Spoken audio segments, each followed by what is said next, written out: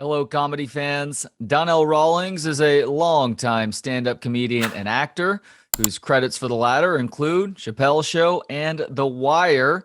I had a chance to speak with Donnell prior to his participation at this year's Moontower Comedy Festival in Austin.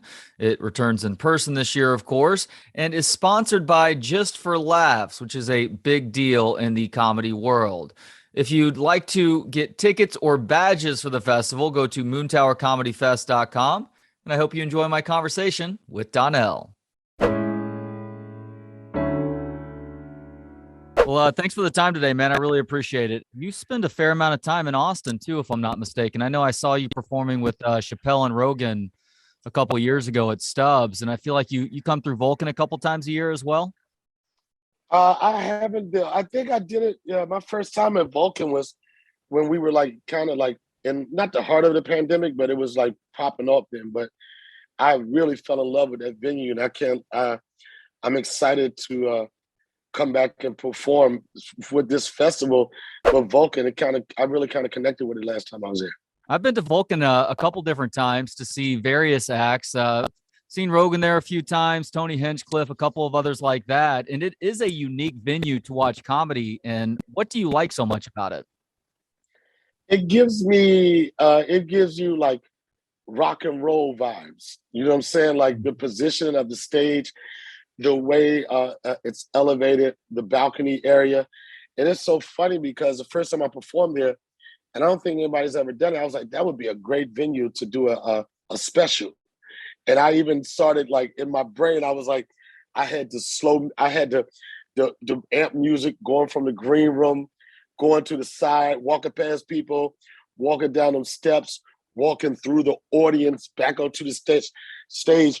And then it just puts you in this very, very powerful position. I think that club definitely gives like rock music vibes, and it makes you want to turn your set up.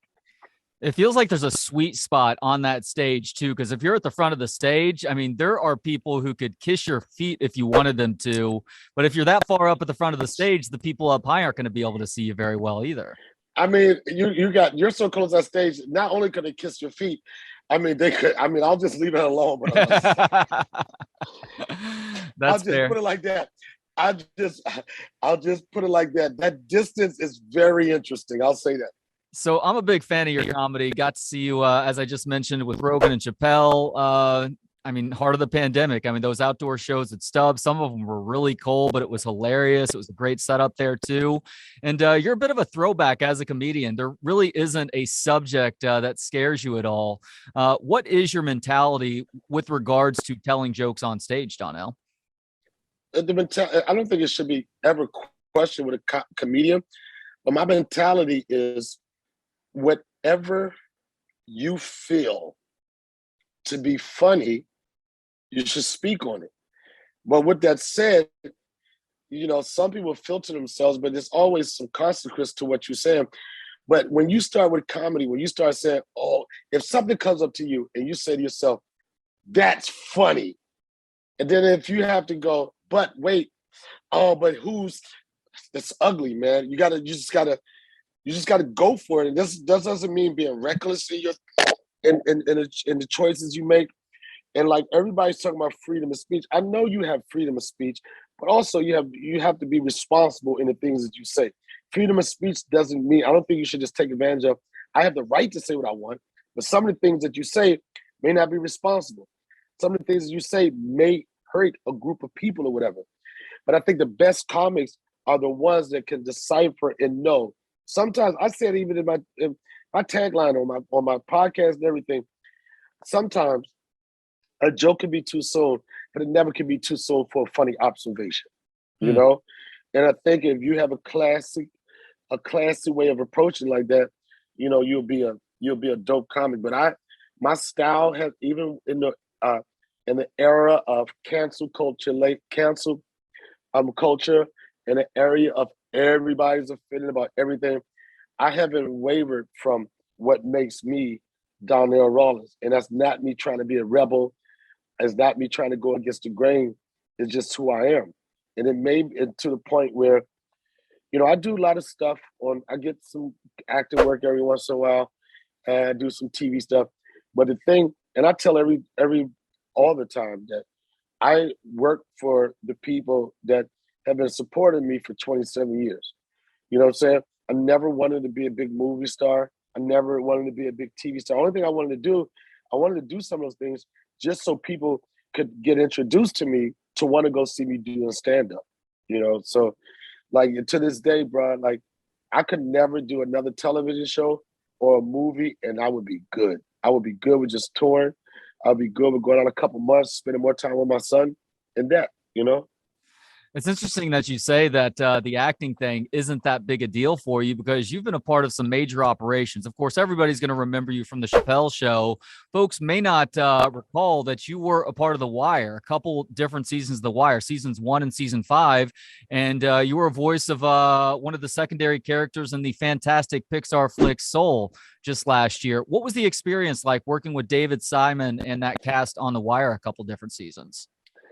The crazy thing about The Wire, I was a very young actor, didn't have too much experience with anything. In fact, I used to get rattled in auditions, and I did this audition, and I swear I thought I was bombing. Right? Casting director said, "Donnell, it's okay, just me, you in the room, and God." And when you throw God in the room with any black person, it's like you get like, da, da, da, da, da. I didn't know God was with me, and I was like, am I talking to God or am I looking at God, right? So, and that still God didn't even mean enough for me to, I say, deliver a great performance. So I was like, okay, I'll deal with God, whatever. And I do it, and I thought I tanked on it. And when I got on set, the first thing I asked David Simon, I was like, yo, man, I don't know how I got here. I said, what am I doing here? How did I get here? And he said, we love the fact that you threw the lines away. He started talking to me as an actor. He said, we love the fact you threw the lines away and you found something else. And I wanted to say, I didn't throw the lines away. I didn't remember the lines.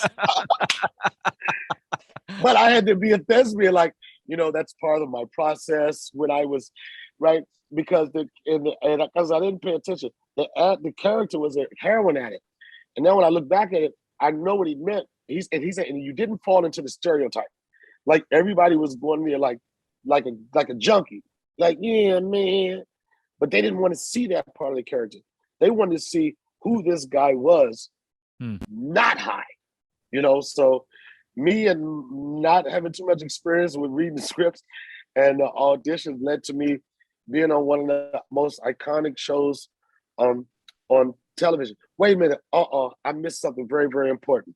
The description, what I just told you was with me being on HBO's The Corner, which The Wire was a spinoff. I know you're looking at what I'm talking about, which was a spinoff. The Wire was a spinoff to The Corner. Yep. So what I did was introduce you to how I got my first relationship with David Simon. And what happened with that was he loves to work with actors he worked with in the past.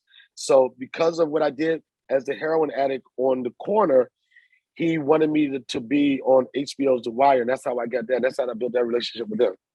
That's interesting. Did he ask you to be a part of the Treme group too?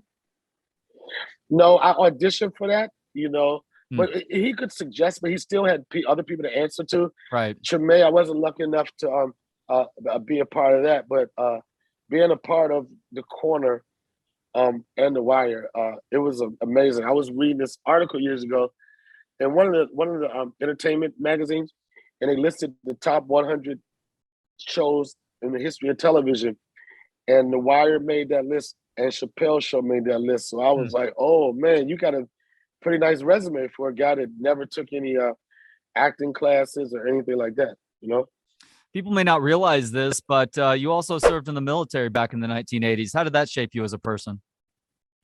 Oh, I mean, it was a good thing for me because I didn't really know what I wanted to do after high school, right? I wasn't going to go to college, and I didn't really have any technical training or anything, especially from people from my community. Sometimes the military is not so much you're patriotic, but it's a nice transition from, I don't know what the hell I'm going to do in my life, to get some responsibility, get some travel, to try to just get your credit, it's like, again, from like where I'm from, the military was like our ghetto college. You know, it was our fraternity and everything. So, yeah, I went into to the Air Force at the age of 17. I was a military police officer for 4 years. I was probably the worst cop in the history of military police. Made no arrests. I do remember one interaction I had with a young lady coming through the gate. I thought she was hot. So it was the only time I even pulled anybody over, you know, and I was to try to have a conversation with her. But at that point in my life, it was a perfect transition. I went in at 17. I got out at 21, 22. I was waiting to be a DC police officer in Washington, DC, because that's what I was trained with in the military. I got the comedy bug, and 27 years later, I haven't looked back. So wait a second. Did you start your comedy career in DC then? And if so, is that where you and Chappelle first connected? Well, me and Chappelle connected in New York. Chappelle was a class ahead of mine with comedy, but we always, like, when, you know, if you're from someone's hometown and you see guys making moves, you kind of look up to them. You're like, oh man, they left. This is an example. You can make it from here. So I knew of him as I started. I think he probably had a year and a half over me, but we had a mutual respect because of we both had great reputations in DC as the guys to look out for. They're really good, and they probably can make an impact in the business. Well, people don't realize this. DC is one of the hotbeds for stand-up comics, especially in that late 80s, early 1990s era. There are so many dudes who ended up becoming big time, yourself included, who started out in DC at open mics and whatnot.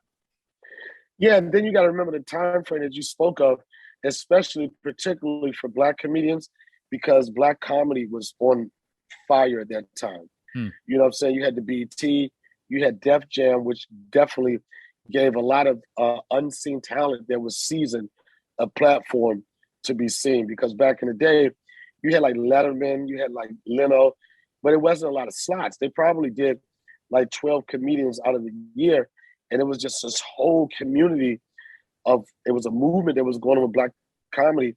And the networks couldn't cater to everything. So thankful to Russell Simmons and Stan Latham to understand what that void was, to fill it, to get HBO to believe in it enough to create a platform for a launching pad for so many guys that were bubbling underground and just needed another opportunity.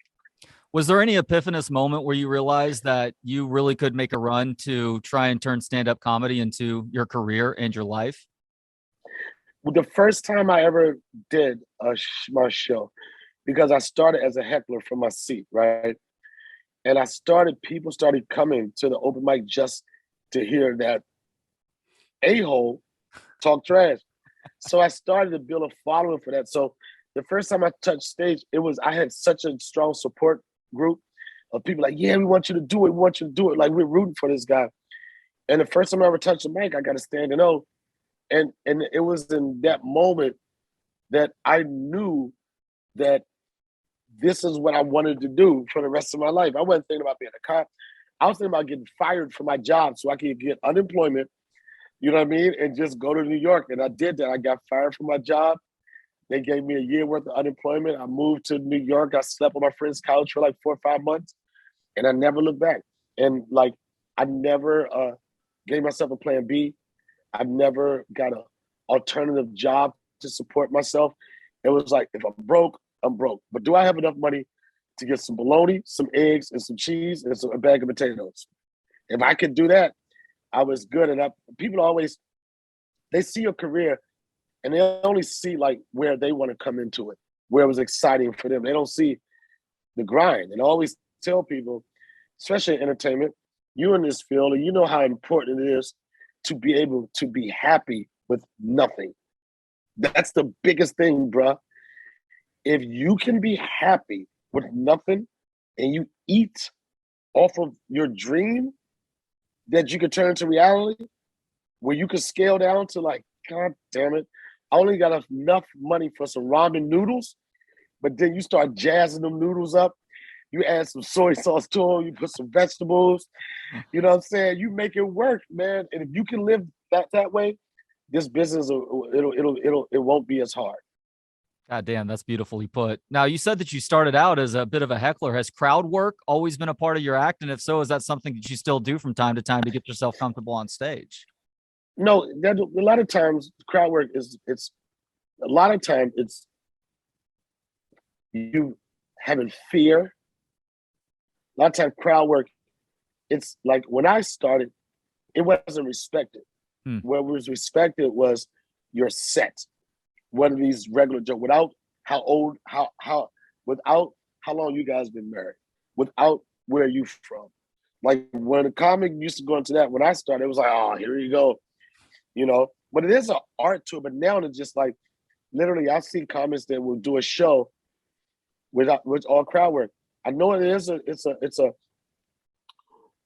a talent to do it, but me personally, I still think it's easy because one, once you single somebody out, you got that. Oh, it's a factor that you get just because people think it's off the cuff.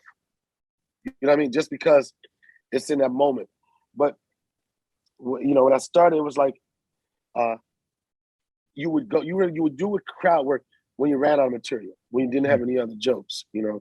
But my show is like I don't have a show where I try to embarrass the audience. I have fun with the audience. Even when if you heckle me, I don't believe in kicking hecklers out. Not until I annihilate them, not until I destroy them. If it gets to a point where it's distracting to the audience, that's one thing. But sometimes you can have a nice exchange with somebody in the audience that's not really maliciously trying to hurt you, but the person that thinks they're funny and they want to join the party. They don't want to do the open mics. They want to crash your party. So we can have fun with it. Yeah, there's probably different levels to the crowd work. One is making a fool out of some jackass who thinks it's his time to speak when he just needs to sit there and enjoy the show. And then there's also maybe doing crowd work at times where you kind of turn the joke back on yourself to where you're not embarrassing that person too badly. Like you're letting them in on the joke. They're a part of it, but ultimately the joke's on you as well. At least in terms of the crowd work that I see that I think they do a good job of incorporated it as a part of the show. But I can see what you're saying about it being low hanging fruit where you're not confident enough in your material. So you're having to turn on to something that's a little bit easier. Yeah, and then your material, a lot of times, something like with me, a lot of times I have like things in the moment and I turn them into bits. I don't have my writing process is reps. You know what I mean? How many times I shoot the ball is going to determine how much better I get at shooting free throws. And I'm not trying to discredit any comics that are good at crowd work, but for me, I just like to have a stronger skill set than just relying on the interaction with the audience. Makes a lot of sense. I mean, you talked about possibly shooting a special at Vulcan. It sounds like you're feeling pretty good about your act right now. Is a special forthcoming, Donnell? Yeah, I did one like 6 months ago for Okay. Netflix. Had a release date and everything. It was going to be part of the rollout with Dave Chappelle's the home team. But I shot it 6 months ago, and in that moment, when I shot it, in that moment, it felt like the best set I could have done in that moment. But as time went on, and I realized that I had a lot of COVID material in there, I had a lot of stuff that was just only going to be relatable now. And myself and Dave, it was the toughest decision for me to do because I already got paid for the special.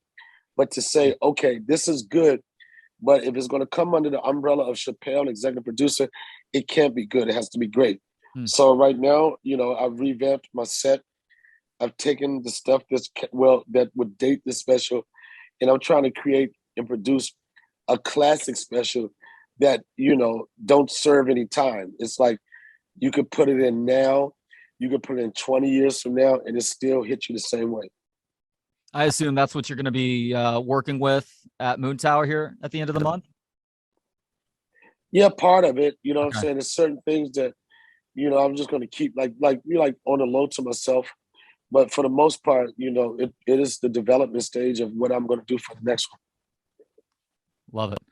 I understand that you're friends with Chris Rock. What did you think about the craziness at the Oscars a week and a half ago?